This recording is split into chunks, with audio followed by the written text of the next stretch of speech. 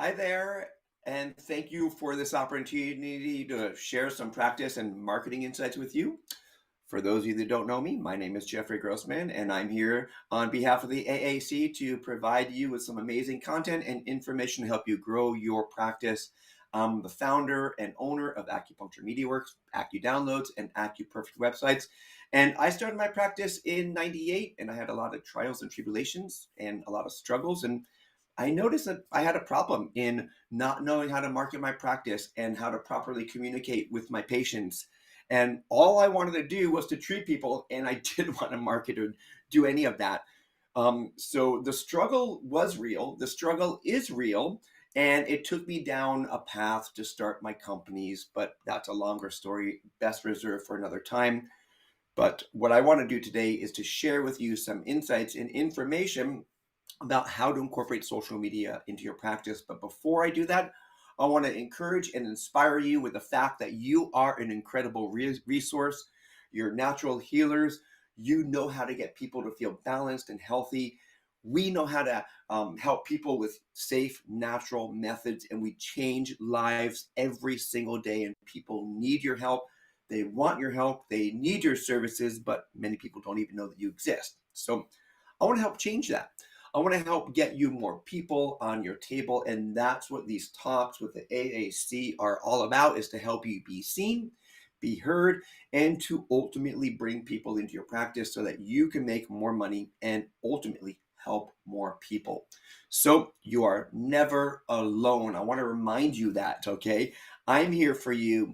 And at the end of today's talk, if you feel like you need help getting set up or becoming focused, or if you just need a little motivation to move forward, please reach out. There are a lot of opportunities that I could help you with in supporting your practice.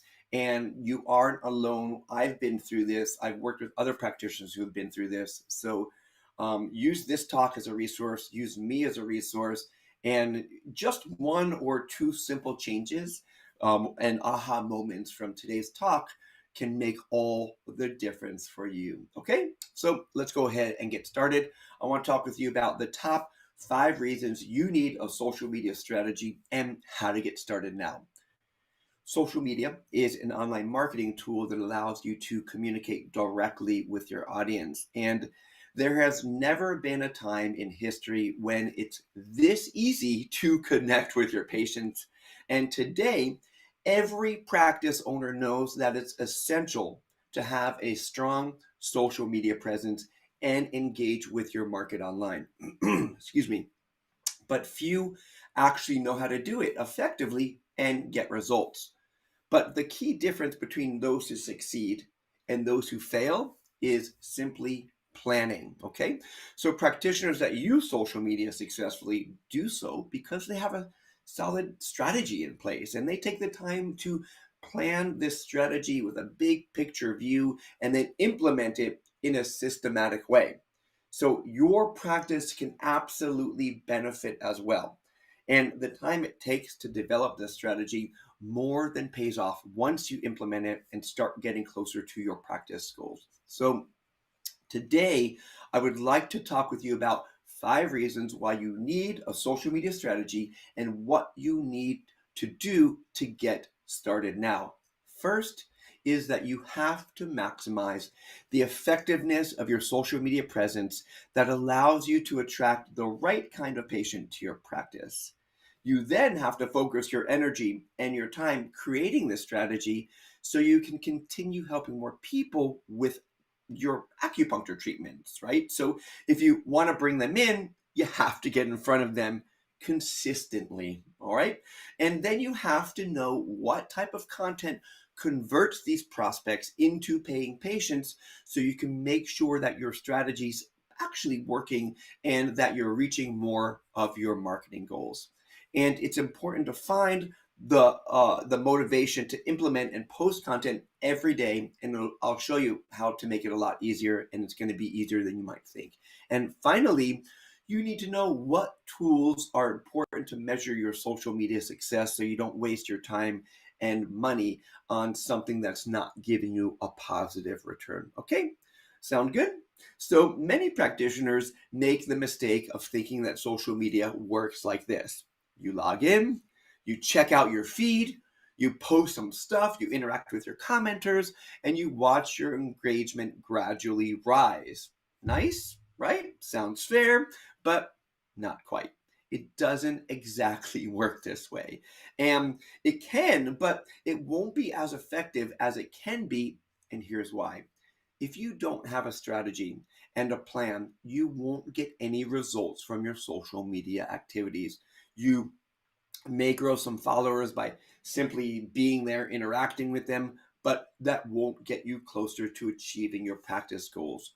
All your activities, including posting on Facebook or Twitter, should help you get closer to your goals, or it's a waste of time. So, developing a strategy, first and foremost, helps you link these activities with your goals.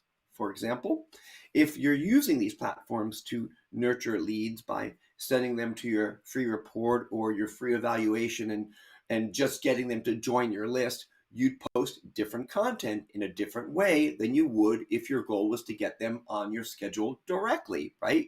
So goals like raising brand awareness or building a base of loyal paying patients, motivating your prospects to schedule with you, or stimulating more referrals, or building your credibility for offers that you pitch, all require you to do different things on social media. They all have different outcomes and need a different strategy and plan to get there. The first step is to identify your goals and what part of your activity will play into them. This is a key foundation of your strategy. Action steps would be to one, identify your current practice goals. Are you looking for referrals? Are you looking to double your new patients or simply increase your followers? Two, identify what part of your social media activity plays into achieving these goals. Okay, so let's move on to the next step, your focus. If you develop a social media strategy, it streamlines your activities so you know just what to do and you can focus on where you get the best results. Without the proper focus, you're taking shots in the dark and hoping that people take the action that you want them to take. So, with a strategy in place, your actions will lead them down a path to take a specific action that you want them to. For example, you may post a video and discover that it gets 4 times as much engagement as your text content. So this means that you need to work on your video into more video into your content mix and sharing a new video each week. So the time that you spend producing your videos will pay you back more than the text content. So one important part of any social media strategy is automation. Automation means letting a software program or app handle certain tasks and aspects of your activities. They include things like social listening, chatbots, content curation, engagement, and also growing followers. So, using software and apps to do these tasks, you it saves you time, saves you money, and it can really keep you focused on what you like doing. So, an example of a program that you can use is like a scheduling software for your social media, like Buffer or Hootsuite. So these are programs that you can post on a schedule. You set it up in advance so you don't have to do it manually, and it's a great time saver. And it's a task that you don't need to do yourself each and every time. But there's something that you need to consider with it, which is authenticity. So being authentic is the key to good social media marketing. So there are some tasks that you just can't automate. You have to be there personally interacting with your audience. So when you get crystal clear on your strategy, you've got a real plan for separating what you can and can't be automated and using for the best results. Action steps. Number one, create a schedule and content strategy so that each day you know what needs to be done when you sit down and log in. Number two, look at social media automation tools such as Buffer or Promo Republic or Hootsuite and consider which ones might work best to suit your strategies. Okay? So now it's time for reason number 3. Creating content that converts ultimately will determine your success with social media, and it's this content that needs to be engaging and interesting. It has to address the pressing questions and the pain points of your audience, so that they will want to like it, they'll want to comment on it, and they'll want to share it. So it should frame you as a helpful expert who has a great deal of value to offer. And part of strategic planning will give you control over the content that you post. So you can decide on topics and formats and content type and create a mix and schedule so that you're offering a variety of different types of media.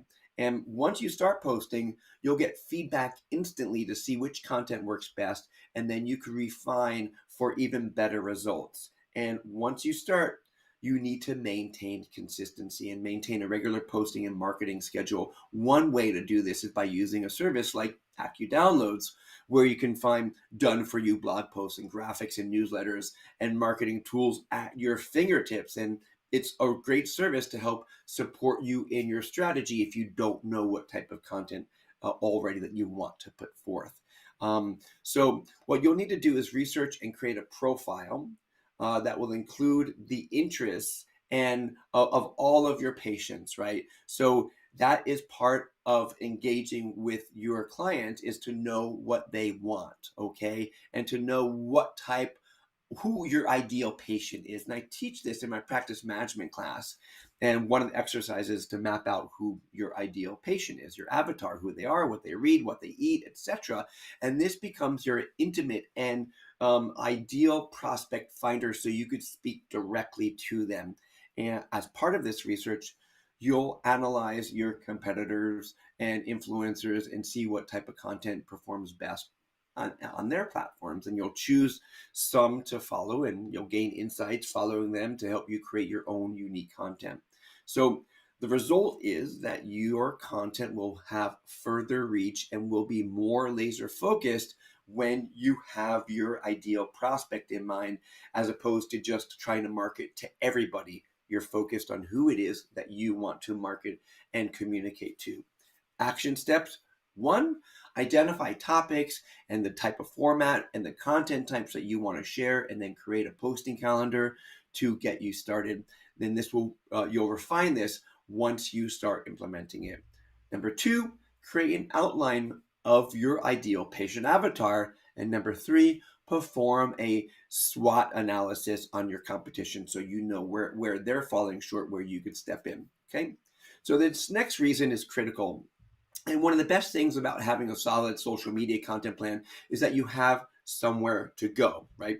So it's easy to get into a slump with social media where you're not sure what to do each day and you don't see the results and your motivation starts to lag.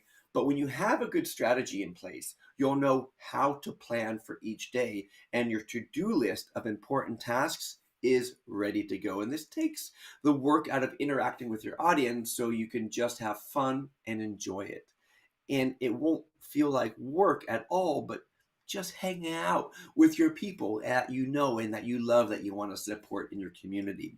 And when you're enjoying what you're doing, this will translate to better content and more authenticity, which your audience will enjoy as well.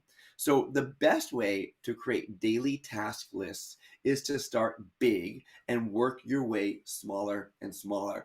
Start with the practice goals that you identify and how social media fits into each of those practice goals.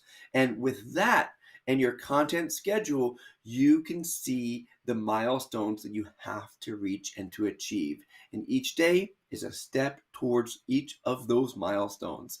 You may also want to break up tasks and prioritize them. For example, first priority might be posting new content.